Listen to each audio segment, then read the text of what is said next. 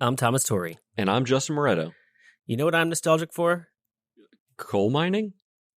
When we were a bi-weekly podcast. Hey, 40 is the new 30, and monthly is the new bi-weekly. Hit it! I'm a filmmaker. I'm a scientist. And we're two friends who've made movies together. And launched a company together. And we lost our money. And our identity. But we are finding ourselves again. And this is our podcast. This is it. Welcome. On today's episode, we wax nostalgic, discussing our favorite concerts, vinyl records, video games, and more. And we managed to form some interesting ideas about nostalgia itself and why those of us born in the early 1980s are perhaps the most special generation ever. My mom always told me I was special. Plus, I'll give a little update on my film projects. All that and more on episode 18. Oh, we're finally legal. Hey, we can vote, but we can't drink.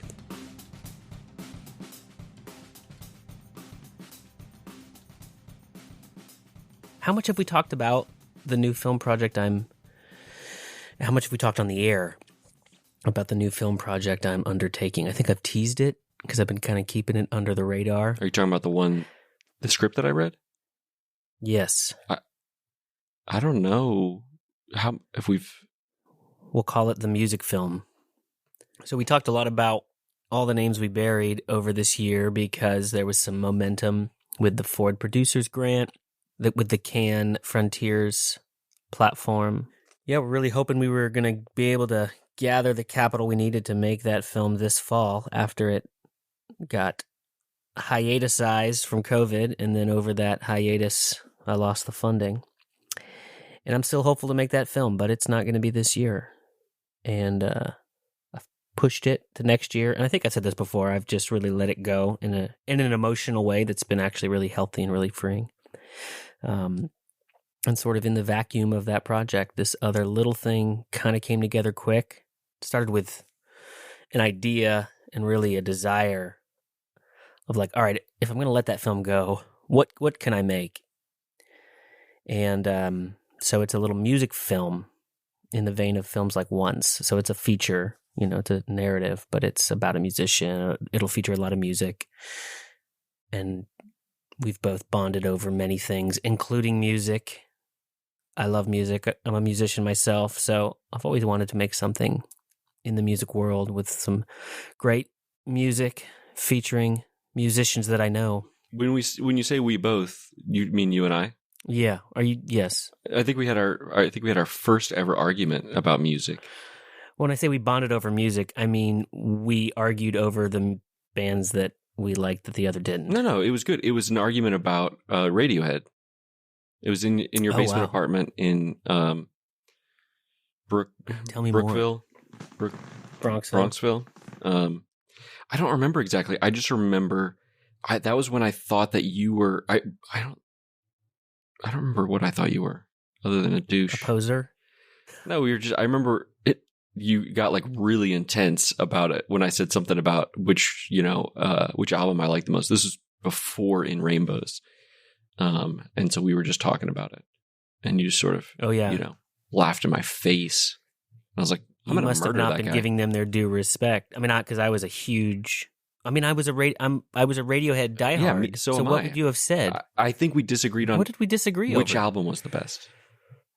You had very strong feelings. What a silly thing to disagree over when we both love a band equal, so much. Well, again, maybe fight was the wrong word.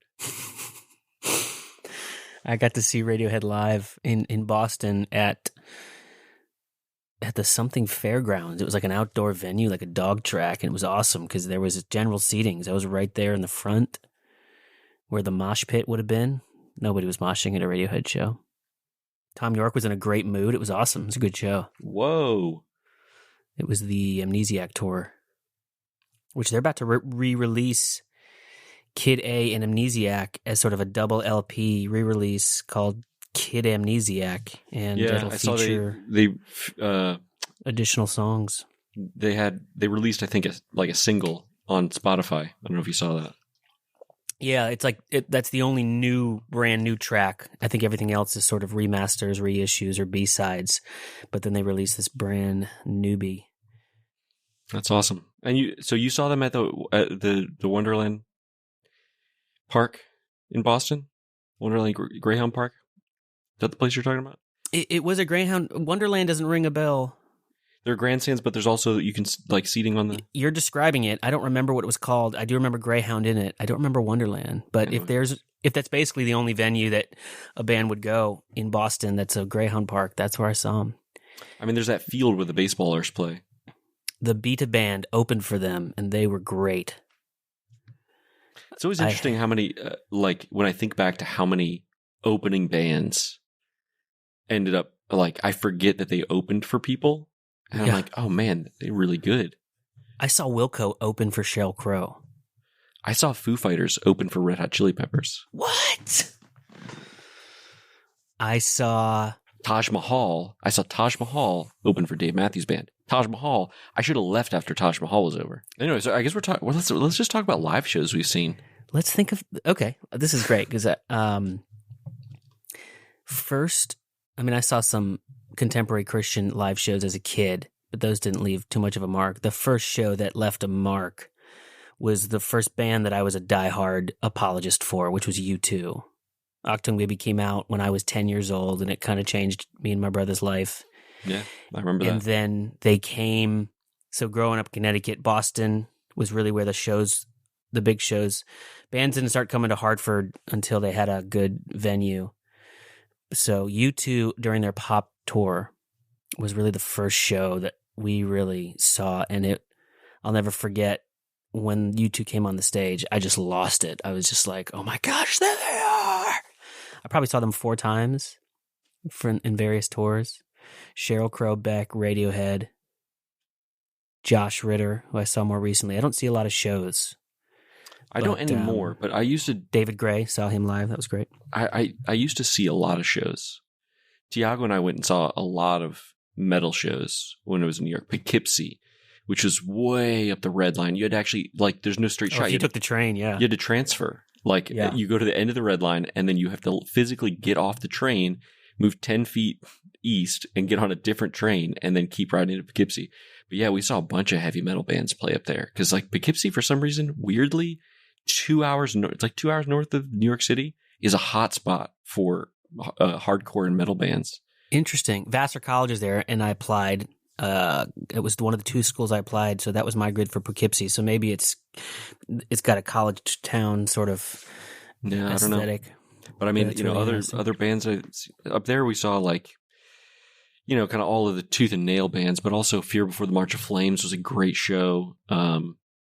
Struggling to think of any other metal bands I saw up there at the moment. That was like 15 years ago, but Nine Inch Nails, Primus, great shows. So Nine Inch Nails must have been big then. What venue were they playing? I'm sorry. I should have pivoted. These are other shows I've seen, not Poughkeepsie. Gotcha. I did see White Stripes play. I saw them play in New York City at a secret show, and I found out about it 2.5 hours before the show, and I can't remember the name of the venue. It was like the Piano Bar or something like that. Does that? Oh wow! Have you ever heard it?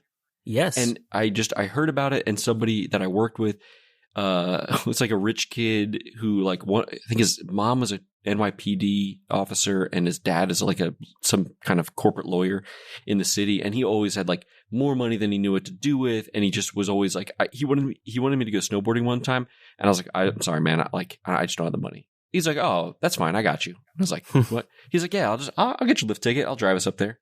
I just want somebody to go with. I was like, all right, cool. Yeah, he was like, I got tickets to the secret show, to go see the White Stripes. And I was like, I know the White Stripes. I haven't heard about them in a while. And it was right before Icky Thump came out. And It was like they were playing that ahead of the release. Well, Beastie Boys were like a punk band, and after they became superstars, in the hip hop world, they still wanted to do tiny, small punk shows. So they would often perform under the name Quasar. And, now they couldn't get away with it. Of course, they're no more a band after MCA passed away. But they would, even in the height of their stardom, if you saw like a little punk band named Quasar, you were seeing the Beastie Boys throw down. Yeah. And same kind of thing, little kind of last minute or just small underground, underpublicized shows because fans knew at that point, oh, Quasar is Beastie Boys. I saw Sleeping at Last open for Switchfoot at the Knitting Factory. And that's how he was introduced to Sleeping at Last. He's basically a solo act, and he's just this beautiful soloist pianist, and he's still cranking out records. He's awesome. Switchfoot, I'm still a fan of.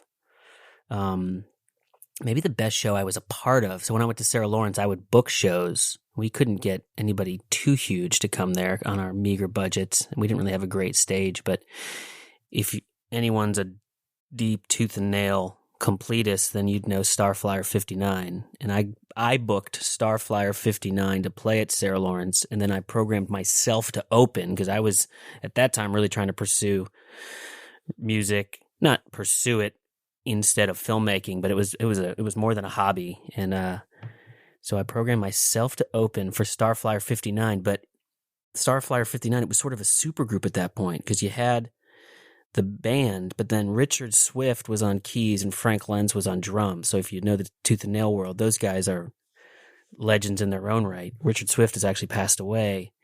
And I've got like some rinky-dink mini DV tape of this night. And it was epic because in the middle of my set opening, we blew the circuits and all the lights went out in the little club on campus. But the only thing that stayed going was the drums. So the lights go out, everybody's drunk, and they're like, yeah, rock and roll, and the drums keep going, and then we all start singing. It was pretty amazing. We got the lights back on, and Starflyer played their show. That's awesome. My favorite punk band of all time is called Refused. I think they're like, you know Refused? Well, from you. I've heard you talk about them a lot. Yeah, they're amazing. And they actually kind of like, I don't know if broke up is the right word, decommissioned for like for a really long time.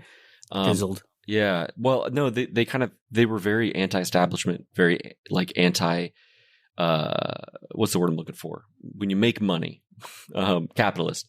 And so they kind of like had this thing where it's like, well, we're making a lot of money. Well, no, really, like we're making a lot of money, and it goes against like everything that we stand for. And so they just decided they weren't going to do it anymore.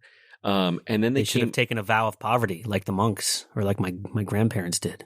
Yeah, I mean, I think they gave away all the money that they made, and they went and worked day jobs in awesome. Socialist Sweden. But then they came back years later. So this was in the early 2000s. They came back years later, came out with a new album that was really good, and another one of my favorite bands of all time. One of the earliest shows that I went to was Deftones. They were great. I met Chi Chang, the bassist. I was a bassist. I mean, I still am, but I was like in a metal band at the time. And I met him. And I was like, it was the first time I was struck, like struggling for words. Like, I saw your show. He's like, cool, man. You're you. And it was great. And I've since actually met the entire band a couple times, like just essentially confidence manning my way backstage. That's awesome. And so I met them a couple times. Not that they remember me, but I certainly remember them. But anyway, the point I'm trying to make is that those two bands were coming together to play a show together. And I mean, they Refused and Deftones. And they were going to play a show, and it was so far away that there's no way that I could have, legitimately gotten there. And then my company asked me to go to Europe, and the dates fell over the time that I was going to be there. I had to extend my trip by one day, and I could go see Deftones and Refused in Lyon, France. Do you want to know when that show was scheduled? Oh, gosh. June 2020. Oh, really? And so this was in 2019. You made the plans. Mm-hmm. I had to cancel that trip, and they probably canceled the show. They didn't. Oh gosh, they played. Well, because June was still maybe I don't have a grid on Europe. I mean, in US, I felt like April, May was the lockdown. Yeah, June started to open up back up again after this. No. June is like in June of 2020. You're thinking of June of 2021. I'm talking about June of 2020. There was a concert. No. I'm thinking because the context for our film. It's like we paused for April. Right. We were trying to get back going in June. I know, because we were being responsible, but shit had not really actually hit the fan. Wow. By June. And so I remember there was a concert in Raleigh at RBC Center here. And I remember thinking, like, what are they doing? Like, these people they need to cancel the show, and they didn't cancel it. And there was a massive outbreak, and that was in the summertime. They had not started canceling big events yet because they were like, it's fine. And they weren't asking for masks. That was still when things were like really bad, Yeah, you're Wild right. Westy. In my head, it's just like lockdown masks for the last 2 years, but it's not. It hasn't been that clean. It's been a lot more of just this weird evolution of what it was. Yeah, But it's funny how in my head it was just like, didn't the world stop in April and hasn't really reopened yet? Man, that sucks that you missed that show. Yeah. Whatever. Another good combos, Primus and Nine Inch Nails together. What a weird but amazing combo. What venue? That was actually at like the Bojangles Center. Oh, in Charlotte. Yeah. Oh, wow, cool. Yeah. I saw Brian Regan there talking about stand-up comedy.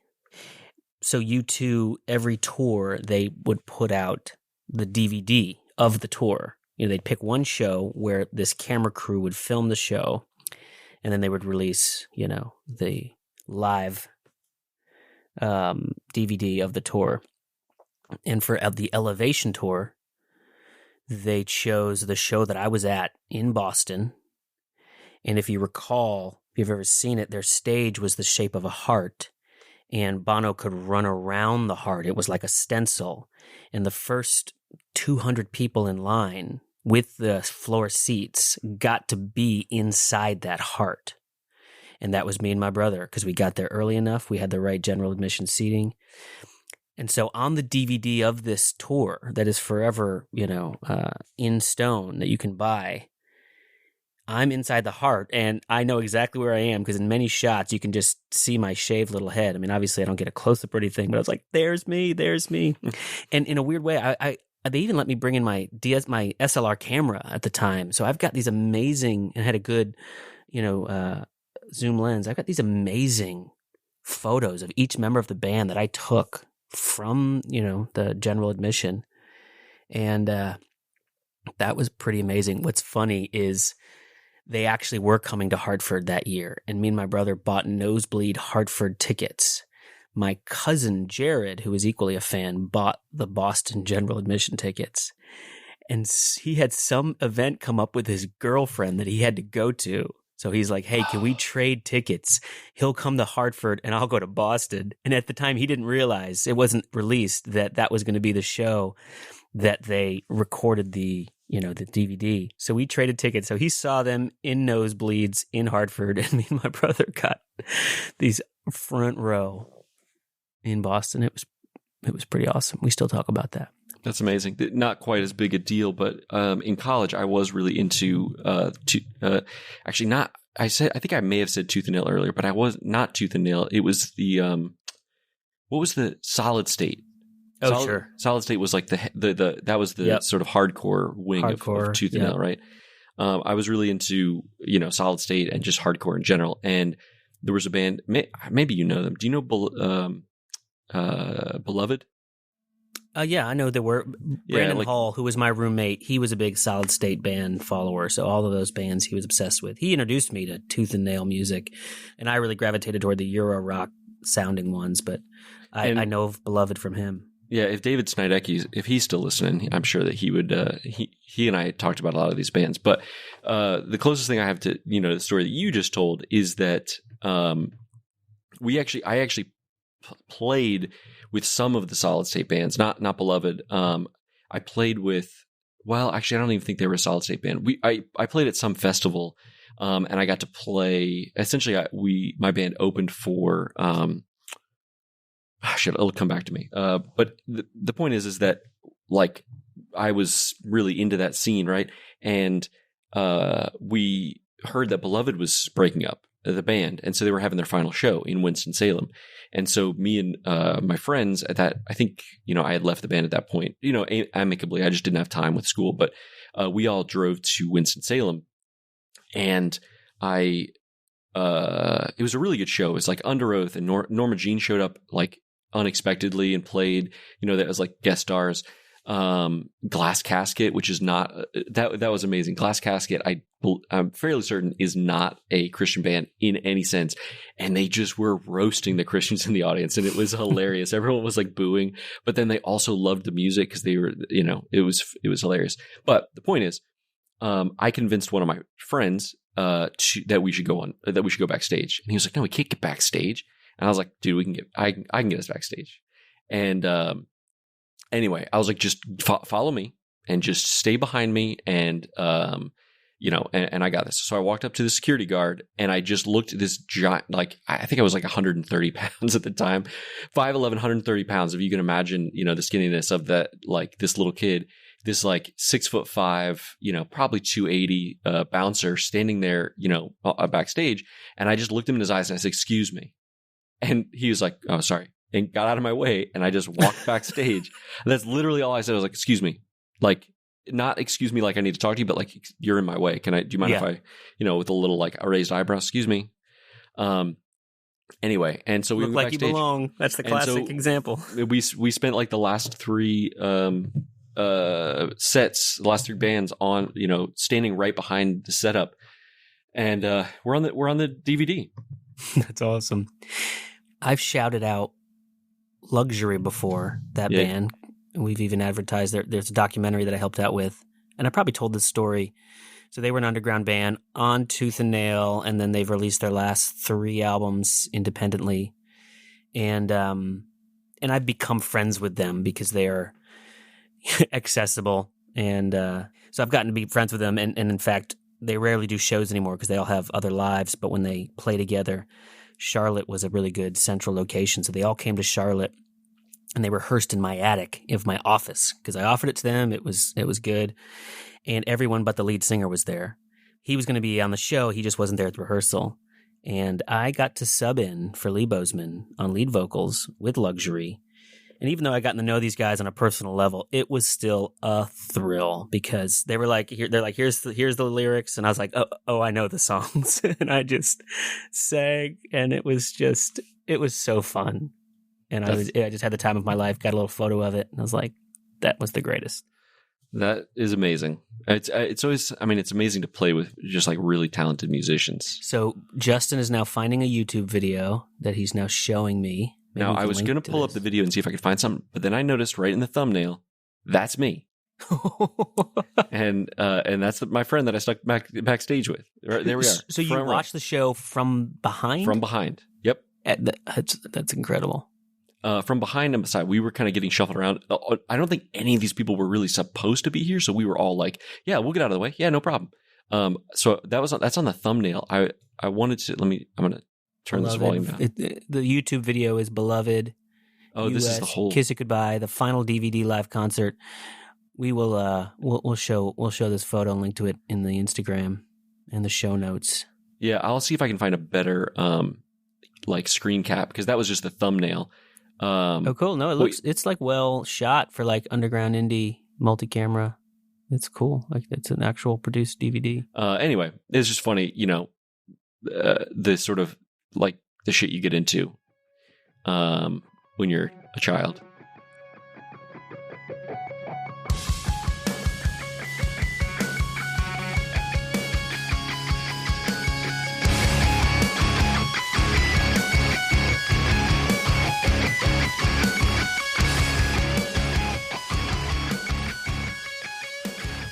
Still to come, Thomas talks vinyl, and not just for his outfits. My couches. It's a couch talk. And we pose the question of why people our age are so nostalgic. Plus, Thomas gives a little more of an update on his film projects. Finally. Stay with us.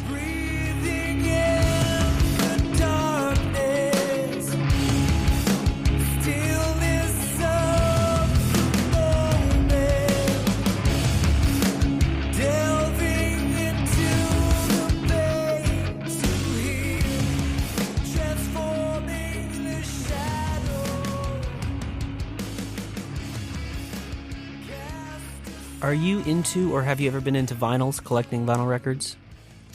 I've thought about it because I really do like vinyl, but it feels like another one of those things that if I get into it, it's going to be bad news. You're right, because I have gotten back into it. So I had a little vinyl. I didn't have a phase, but I collected a good chunk when I was a teenager. My parents had some good ones that I sort of took, and the bands I really followed, I would buy the vinyl issues. Like I've got some, U2 that I bought, like Pop, their album. I bought that on vinyl, and then Josh Ritter. And then as you start to contribute to Kickstarters, you usually get vinyls. And haven't really thought about vinyl. Haven't really even had a good record player in my adult life. So they've just sort of sat on the shelf. And for some reason, I had just gotten back into them recently. And it's been so fun because one of my laments about modern music is that it's just sort of become this sea of just digital music hitting me on social media. And, without the tactile thing to buy like a CD, it's just hard to collect music now. And I'll still be introduced to artists and I'll listen to them. But a substantial amount of love for music as just a fan, as a collector, has been really lost in my adult life. But collecting vinyl again has rekindled all of that because it's something tangible for a collector-minded person like myself. It's something tangible I can buy and play. Obviously, I've got, an Apple Music subscription. I can listen to any of these albums. But it's been so fun, like all my favorite CDs from a kid, rebuying them in vinyl and just really having the shelf. I mean, I'm a collector. I like collecting movies. So it's all about the shelf for me. And I've really enjoyed having, just a robust sort of vinyl collection now adding to it, and just get excited about new albums. If I really like an artist or an album, it's like, oh, cool.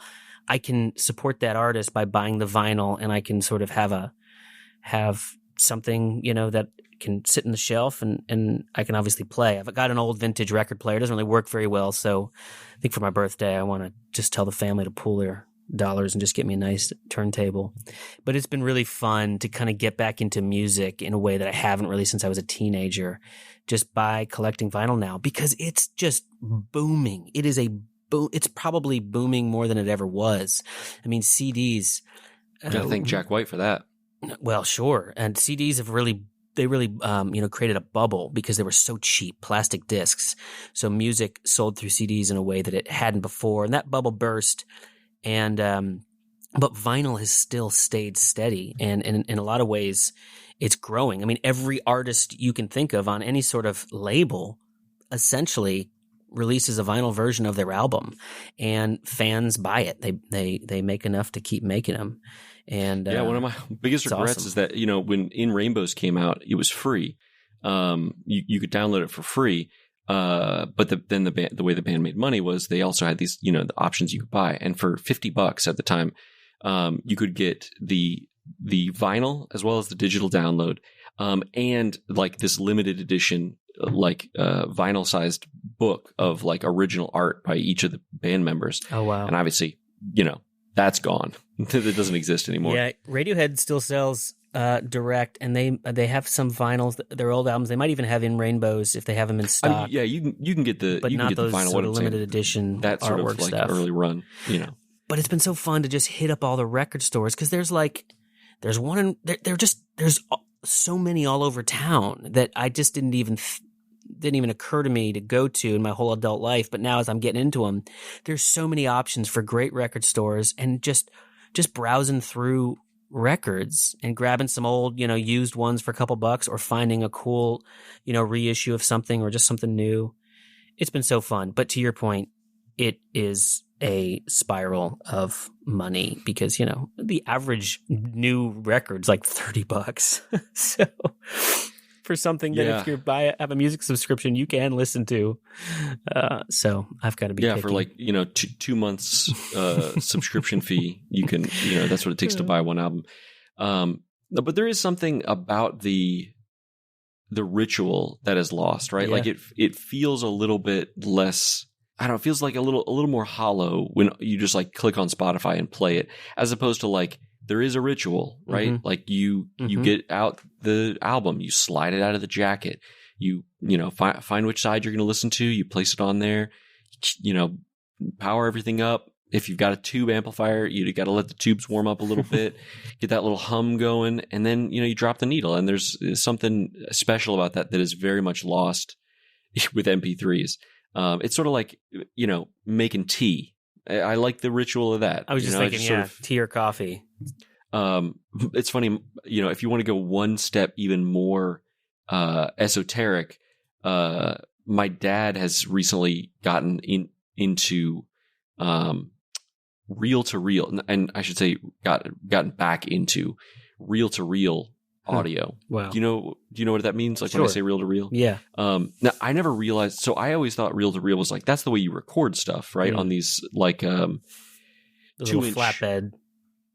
Yeah. It looks like, it looks almost like you would imagine that a reel of film would look for, an old celluloid film, 2 inches wide, magnetic tape, right? Yeah. It's like a gigantic cassette, but it all comes on one reel.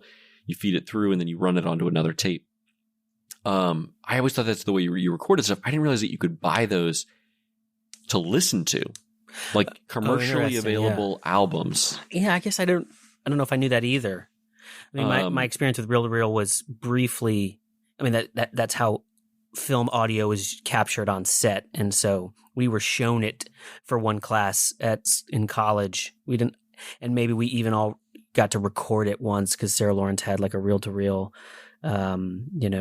tape, real tape deck to record audio. So we got to play with it, but nobody actually used it. But no, I don't know if I really thought about buying an album. Compared to that, I think these are probably huge. 7 inches in diameter. It's probably bigger than what you were using. No, right? no. Well, I mean, not too much. So maybe it was 7 inch. Okay. Yeah. 7 inch diameter. I think it's 2 inch tape. Maybe. Well, that also varies. They're about the size of like a little, saucer. Yeah. But yeah, those exist out there. I think they're, depending on what you're looking for, around the same price, $30 to $50. But there is this resurgence of these old technologies, because I think people, they feel that loss of, I just realized this is still playing in the background. Sorry. They feel that loss of connection with especially our generation. Our generation's very specific and really rare in that we were born before the information age. I mean, it was in its infancy. It was starting. Yeah, but it certainly wasn't. It wasn't like customer facing at that point. Exactly. Right? And when we were all coming of age, it was emerging, and it quickly became what it is now. So we're the only generation. We're the last generation to be born without it, and the first to sort of interact with it. So. And I was this isn't my own thought. This was like an article I was looking on. It's why nostalgia is so prevalent for us, because we remember before. Yeah, before before even the basics of like people that are, in a very, it's a very narrow range. It's like a 6-year range that we were born before most people had personal computers. Yeah. And we were born before really anybody had internet. Yeah. But by the time before we hit middle school, everybody had those things. Or I guess for you, you're a little bit older than me, around middle school. It was high school. That's, when everybody started having it. And, by the time I got to high school, that's when the first, what I think you could think of as the prototype for any kind of modern social media would be, in my opinion, would be AOL Instant Messenger, AIM. Sure. Because you could put up away messages, you could leave funny shit on there, and then you could talk to your friends. I mean, MySpace, that was like even later. At that point, that's like, I feel like the next wave. That's, I feel like, when millennials really start. Yeah. Well, live journals, I remember, was the first time there was this sort of public, AOL, Instant Messenger, it had away messages, but a live journal, you could post thoughts on a public forum that someone could then seek out that wasn't following you. Remember GeoCities? You could just get a free webpage. I remember thinking that, I can just get one for free? And of course, older generations remember the time before, of course, but it was only our generation, and to your point, our specific sub-generation that remembers before, but then has fully kind of also grown up with it. And because of that, the nostalgia industry, whatever it is, all of this desire to collect or this desire for ritual, it's like we're almost in this identity crisis of my daughter's generation is just fully has grown up with social media. So I'm curious what their own nostalgia will be when they're older. But like what's all the rage right now? Breweries, craft breweries with arcades inside them. Just Yeah, like the yeah, stuff yeah. that we would play as a kid. And it's like craft breweries are totally for 30 and 40 somethings, and only 30s and 40 somethings have any sort of memory of playing like video games on a retro level, because they basically kind of came into existence in the 80s. But it's interesting because when I expose my kids to some of these things, they are so enamored by them. Yeah. Like we may have talked about it on here before, but last year I bought a typewriter. And I bought the typewriter because I said the word typewriter and my kids were like, "What are you saying?" I remember you said that. And so I still have it right here. Yeah. This really cool, Hey, stop. The doggy Sorry. knocking? He's over there like scratching himself, tapping on something plastic. So I have this really cool old typewriter, and I brought it over for my kids, and they were just like, "Oh, this is so." You press the button and the thing swings up, and like as though that were magic, as opposed to I press a button on this keyboard that's just floating here in space, and then magically 3 feet away, a thing like to them that's like, yeah, that's just how the world works. That's how the world works. But then also introducing my kids to the video games that I grew up with. Right? They love video games. They don't play them that much, but they love them, like Zelda Breath of the Wild, Mario Kart 8 on the Switch. And they love these games, right? And then I introduce them to the games that I grew up with. And they're like, "These are so hard." They hold they're up. Like, they're fun. And then like you play it and you get killed, and they're like, yeah, exactly. "Wait a minute. I have 3 lives? What? I have to go back to the beginning of the game?" Yeah. There's no save point? Yeah. Or like they're about to die, they pause it, they're like, "How do I save it?" I'm like, "Oh no, there's no saving. You're about to start this game over." Do you know we went over to my wife's aunt and uncle's, and do you know what device that they were enamored with and had hours of fun just playing with? A landline phone. They were like, "Dude, go in the other room, pick it up." They were calling me on it, like, "Dad, we're calling you from this landline." And they could talk to each other through the thing. And I just laughed. I was like, they thought it was the coolest, most like retro crazy. And it was just like, this is exactly what we're talking about, where it's like, yeah, the cell phone, the smartphone, which has like literally the world on this device in a pocket. They're just like, meh. But a landline, baby. Yeah. And it wasn't even like an old rotary. It was just a stupid, normal cordless landline, that they just felt so empowered and so adult and so retro. It was hilarious. Yeah. I mean, I feel old saying this, but just like remembering having to like be on the phone in a common area, or like, with the 20-foot cord of like going into a different room and like tucking the cord under the door so I could close. Yeah. And, of course my parents had one in their bedroom. And so they would pick up, and like learning to recognize the sound of somebody picking up the phone on your end or on the other person's end. Yeah. So you knew, like who it was, and, like, I don't know, 3-way calling and all the shit that you get into with that. Man, it was wild. Or on a TV, they'll never know what it's like to have, the bunny ears. The bunny ears. That you put the tinfoil around so you get your channel in better, or you move around. It's and this is why it's like these types of devices, like Nintendo is making bank selling these little all-in-one retro units. It's like it comes with a TV, it comes with a console, but all the games are preloaded, because it's like we yearn for this nostalgia of our childhood before the information age took over and changed the world. Yeah. So to this point, and to specifically to our age group, do you know what has become a huge cottage industry? What is refurbished parts, or I'm sorry, parts so that you can refurbish old handheld gaming systems. Wow. Like the original Game Boy DS, like those early ones. Yeah. And so they've gone so far as like now you can buy these screens for them, because that was the thing that always burned out on them.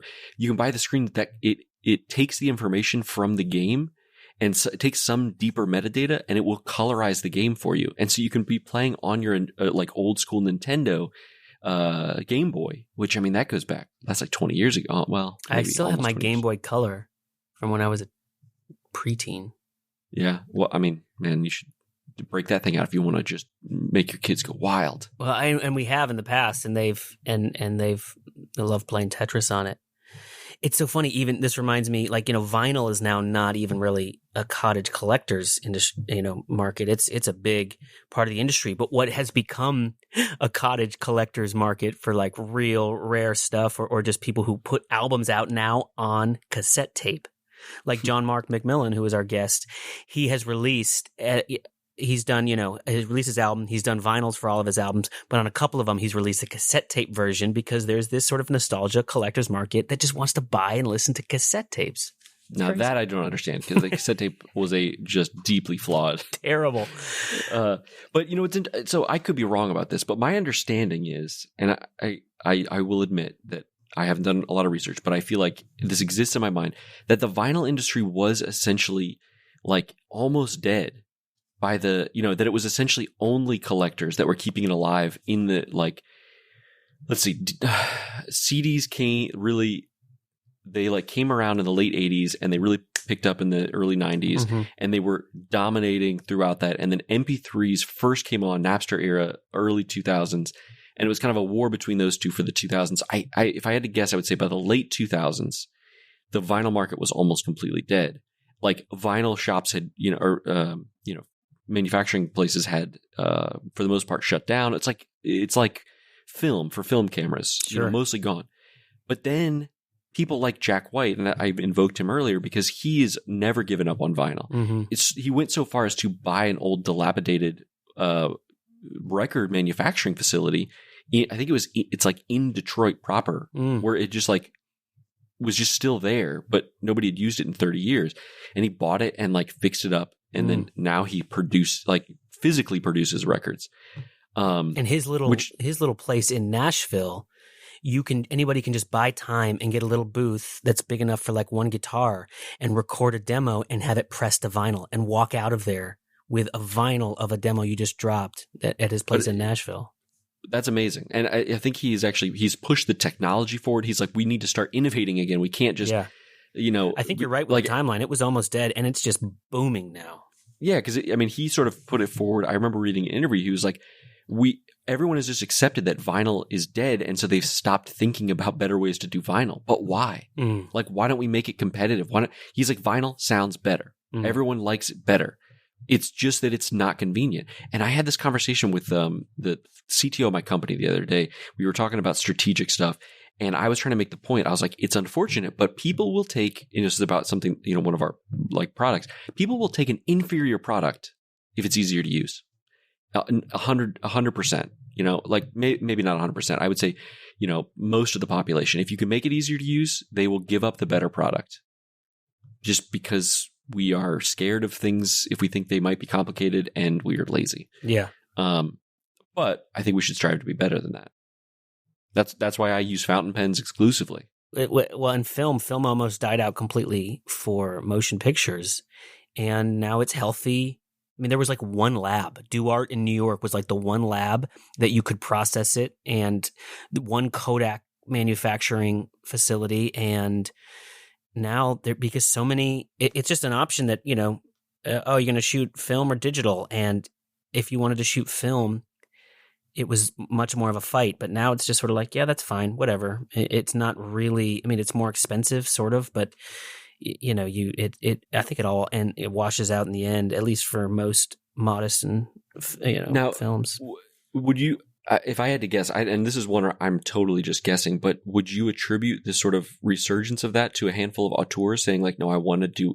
Absolutely. There was enough auteurs who were influential, who meant enough to the industry that wanted to continue to use it, that then influenced the up-and-comers, because there is a generation of new filmmakers who never really grew up with it. I went to college right on the cusp where we shot most of our shorts on 16 millimeter film, but because digital wasn't yet high def digital cards, it was still mini DV. So, a few years after I graduated, 8 millimeter, Super 8. Well, sure, and we did that too. That was sort of a novelty. That was just fun, but we made proper short films on 16, and if you were really going for it, you'd raise extra money and you'd shoot on 35. I meant like the early tapes of like sure, 8 millimeter tapes before mini DV was really accessible. High 8 video, sure, and so but there is now like a generation who grew up on digital of cinematographers who just love, like, I know guys who are 10 years younger than me. They're like, oh, I love shooting on 16 millimeter because they love the art form of cinematography. So they're naturally going to want to experience and experiment with old ways of doing it. And when you shoot with film, it's a completely different experience that it influences everything of how you shoot it in a way that digital doesn't, because of, you click record, you kind of had unlimited cards. I mean, obviously you've got a limited amount of cards and you've got to back them up. And with film, you can always dump them and reuse them, right? Yeah. So you can shoot a lot more. With film, it's much more expensive just to shoot, so you're much more cautious about how you shoot. But also, there's something about the fragility of this piece of film that you've loaded into the camera that if it gets exposed incorrectly, everything's ruined.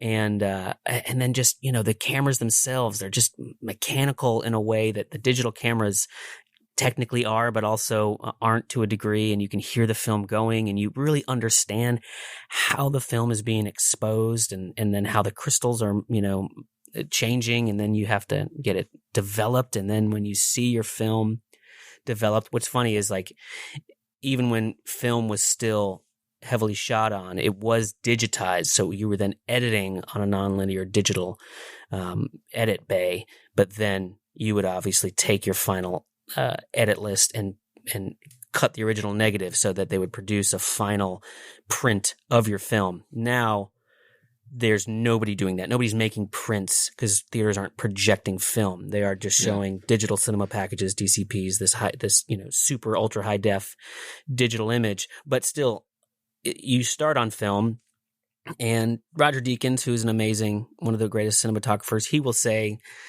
look, I wish I could be precious, but there's really nothing. If you know what you're doing with light and lenses, you can create the same look digital versus film. And I think Deakins could, because he's sort of the godfather and the reigning genius in the world, and men like him. But other guys, it's like, yeah, I actually believe that, but I'm not good enough. So the look I want, it's just going to be easier to shoot on film because I don't know enough how to make the digital version look like film. And I don't want to do it in post because, a lot of it occurs how the image is captured. And you can, to a degree, you can add grain in post, but you can also, like, I can tell when grain is added versus when it's inherent. I think. I mean, I know it when I've seen it because I've been like, that grain was added, right? And then it turns out it was. But it's just fun. And I'm not a cinematographer. I never was. So I never really had a preciousness to the medium of how something was shot. I'm much more of the performance, the acting, the finished product. So the cinematographers I work with, I kind of give them free reign of, like, how do you want to shoot it? Mm-hmm. But it's just interesting. Yeah, a market industry that was really on the brink of death. I'm assuming is doing much better than it was at its low point. The cinema film industry. Yeah, one that I think is still on the brink, which makes me sad, is the film, like 35 millimeter film industry. Because I grew up shooting 35 millimeter actual film, and even developing it, in our bathroom, and I could still like bring to mind the smells of those. Obviously, I only ever did black and white developing. The process for color is way more complicated. But I even, it had been a long time since I'd shot film, and I bought some of these little toy cameras that do cool stuff, and to shoot with my daughter a couple of years ago, and we shot it, and I was like, yeah, we got a lot of really cool rolls on here. Let's go get them developed. Man, I could not find a place to develop film. And you know what else I had realized? That even like that, it kind of made sense. I was like, yeah, that makes sense. No, nobody really develops film anymore. But also even like 1 hour photos have disappeared. Like if I, even for like digital, right? Like I want to go, I mean, I guess you can just print them yourself, but like sending them in to get like oversized prints and stuff, just like people don't man those.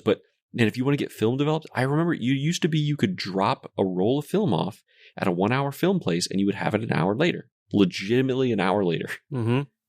And those don't exist anymore. My first job when I moved to Charlotte, which would have been 2000, I worked at Wolf Camera, which may have I all love but that place. collapsed. There is Big's camera that's still around. So in Charlotte, I think there's one like camera shop that still develops film, but we Yeah, and I found it. develop I film. found that one. It was like a Yeah. little concrete dumpy place, not far from our office actually. Yeah. And that was it. Otherwise, I would have had to send it out and wait a week. Yeah, it's crazy. It is fun to get prints made. That's still something that, they're digital. You can just send them to Walgreens or CVS online, and in an hour or two, you can go to the store and pick up the prints. And my daughter, she, did that for like 200 photos, digital photos that she took or took because she just wanted to basically plaster her wall and have this collage all over her wall. And it was really fun. She's like, she got this big, thick thing of prints made. And every few years, I'll take, because Amanda, a lament of hers is that we have all these family photos, but they're just living in the clouds somewhere, and you lose the old photo album unless you're intentional about getting it. So every few years, I'll get that photo book made, and which I think I mentioned before, because It was one of your picks. Yeah, and because I bought her one, and it's just a good way of, it takes me a week to kind of make it because I go through the last few years of digital photos, pick the best ones, but then get them printed in a nice book because, circle back, there's something about the tactile, the ritual, the nostalgia. And I'm curious, when our kids are our age, what their nostalgia will be, or if nothing will quite be like what it is now because of our specific sort of generational hinge point. Yeah, things just, it all changes so much these days that it, like, I kind of think it, like, if we talk about like car nostalgia, and maybe it's just, maybe I'm wrong about this, but it's hard for me to really think about cars that people are nostalgic about from our generation. It feels like that was the nostalgia from earlier. Like, I don't think of people, there are some people who just love like a 1991 Ford Mustang. Yeah. But like for the most part, it's like niche. It's 66 or 65 and a half whenever the first one came out. Through like 70, I don't know, some people cut it off at 71, maybe they'll go a little farther into the 70s, but then like that is when the era of the muscle car kind of ended, right? And then like even I'm nostalgic for those cars. I don't know how many times I've said that like Ford releases a new Mustang update. I'm like, they still own the dies for the original Mustangs. Why don't they just make exact replicas of those? Everybody wants them. Just put modern features in them, but make it look like the old one. Like that's what I want. I don't want this new shit that you're coming out with. I do like the E-Mustang, but that's a really interesting observation of like, the generation above us. That's the nostalgia that it feels like that is, largely prevalent is for cars, because maybe to the same point, the automotive industry was burgeoning when they were kids. For us, it was video games. It was certainly becoming, more like everybody could own a car. Yeah. It wasn't that much before that, like pre-World War II, that it was more of an oddity to actually own a car. I think I know, what our kids are going to be nostalgic about, and they're going to talk to their kids about? What? We used to be able to go outside and breathe the air. Oh, we could see the sun. Like the sky was blue. We could see it with our eyes. And their kids are going to be like, come on, that's not true. Look, I have photographs of it. I remember when we could go in stores without a mask. That actually, that's a little bit too real. Yeah. Chill out. That makes me a little bit sad. Like, I remember when there wasn't constantly a pandemic ripping through the population. Well, I'd started by doing a quick update on my film, and I was intended to sort of talk about that and just talk about larger ideas of just passion projects. But this was a fun, ripe discussion that I think there's enough here that I'll tease our next episode for giving a little bit more about what I'm up to with my current film endeavors, because all the names we buried has been pushed, and in its wake has been this small little film that has kind of come out of nowhere. And I started to say, sort of similar to Fair. We were trying to get premise made, and I was going to direct it, and that was just raising money for that just was taking so long. So out of nowhere, this little film Fair came out of nowhere. The idea, the execution, the money we had to do it, its release. And I have to laugh because in a similar way, this next film, which is the only other film that I have directed as a feature, premise got made, but we were just producers on that and co-writers. This next film is sort of emerging in a similar sort of method where the big film that I thought I was going to make is being pushed, and in its wake, out of nowhere, comes this small little thing that I'm just scraping together, and Lord willing, we'll have it shot by Christmas time. But I'll talk more about that because I think it's interesting as I've been doing it, just thinking about passion projects, projects you do yourself versus work for hires, and really arriving at some ideas or some sort of preferences and thoughts about those two dynamics, which I hadn't thought about before, and are really interesting to talk through. So, but let's do that next time. All right, up now, 2 picks.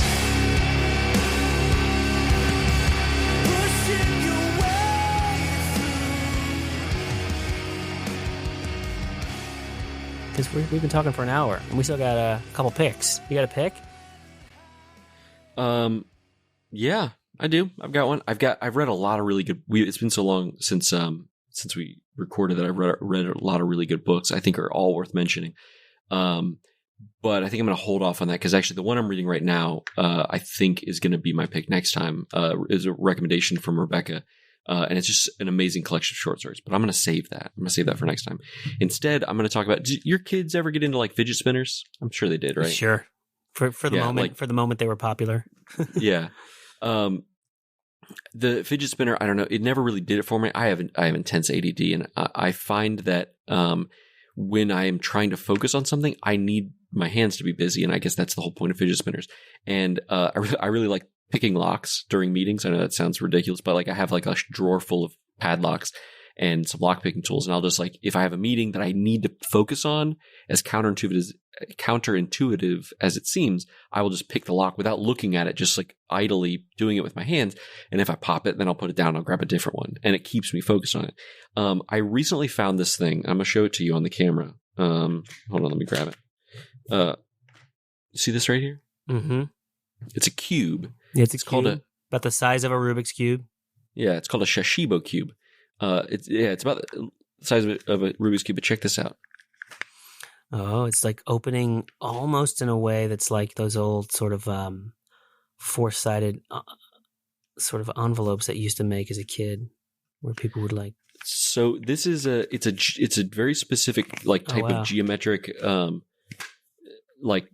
geometric thing where it's got little magnets in it, and so as you unfold it, it clips into all these different just geometric patterns, and Here, hold it up. I'm gonna take a photo of it. Here, hold on.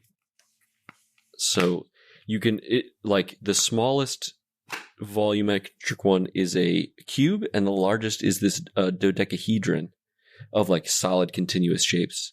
Wow. Do you want me to give? Here, let me give you some more interesting to take a picture of. Mm-hmm. Let me give you that. Let me go back to the star. But it's just fun. This is another one of those things that like it's very simple. There, I guess, moving parts in that there are like these hinged little blocks. But my kids, who are not like small young children, they're like fighting me for this thing. Like I will have it sitting on my desk, like in a meeting, and they will sneak up and just like come and grab it. I'm like, stop, give me that back. I need that. Sashibo cube. My pick is a show that's been pretty popular on Hulu. We've been really enjoying. It's called Only Murders in the Building. Oh yeah. It's a great little murder mystery comedy drama with Steve Martin Short, and Selena Gomez. And I grew up idolizing those two. Three Amigos is probably my favorite comedy as a kid, but Martin Short, even following his career and like thinking he's one of our greatest comic geniuses, Jiminy Glick is still one of the funniest characters I've ever seen. And he hasn't done a ton lately. He's done some cameos here and there, but it is just delightful. They are good. And Martin Short is just an amazing actor. Like even his drama, I was just like, man, this guy, I'm dying to like cast him in something against type, which he's done a little bit. He was on the morning show as a cameo. He was in one of Paul Thomas Anderson's films in a cameo role, the one with Josh Brolin. The title's escaping me. Selena Gomez is just really good. delightful, and it's a fun murder mystery. Skylar's obsessed with murder mysteries. It's like her favorite genre. So me, Skylar, and Amanda watch it. And it's fun because, it's 10 episodes, but it's only up to episode 8 because a new episode comes every week. So we're getting that sort of weekly, the new episode released sort of anticipation. And it's a big hit on Hulu, and for good reason. It's just a good time, good fun. And it's not yet ended. It's about them making a podcast, right? Because I hear it pushed on every podcast I listen to pretty much. Exactly. So it's, these are Upper West Side Manhattanites in this building where a murder occurs, and it seems like an open and shut case of suicide, but they have some inside knowledge, so they basically are trying to crack the case of what really happened, and they're creating this podcast. It's their first time doing a podcast, so it's funny and just the whole sort of bumbling nature of them creating this thing. But it really, Tina Fey has a little cameo as sort of like an elite, podcaster who's like famous, and it really not playing herself though. No, correct. It digs into the true crime podcast sort of subculture. But on top of that, it's actually just a really nice, compelling murder mystery if you actually are trying to figure out who done it. And the season's not over, so we don't know quite who done it. And it's smart, it's fun, it's delightful. That's awesome. Yeah, I've been meaning to check that out.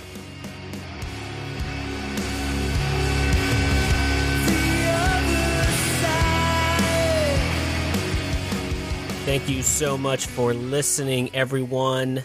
We mentioned them in the episode, and we decided to make Beloved our musical featured artist of the episode. Justin, where can people find Beloved? Well, last week they could actually find him surprisingly at Winston-Salem, or in Winston-Salem, playing shows again. I had no idea. I believe they have a website. Yeah, you know what? You would think they'd have a website, but I can't find it. And there's a few Beloveds, but you can go to facebook.com/beloved.us or search Beloved on iTunes or Spotify, because they just dropped a new single a month ago. We didn't even realize it. What's it called? What's the name of the song? The song? Yeah, the song. It's called Abyss. Abyss, yeah. So if you look up Beloved and you're listening to the band and there's not people screaming and like loud drums and guitars, you may be listening to the wrong Beloved. That's true. There's a British band, Beloved. There's a bunch of gospel acts called Beloved. So they're just guys screaming. That's what you want. That's what you're looking for.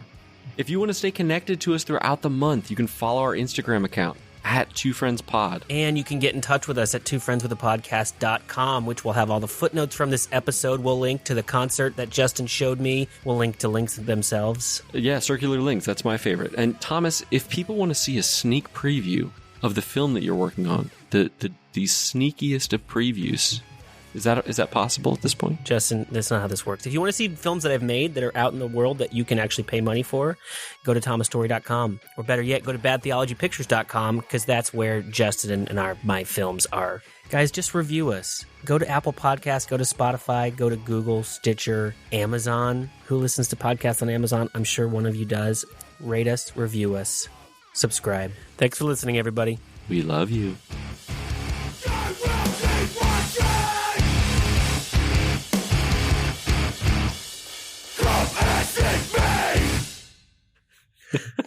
Go to williamsonoma.com.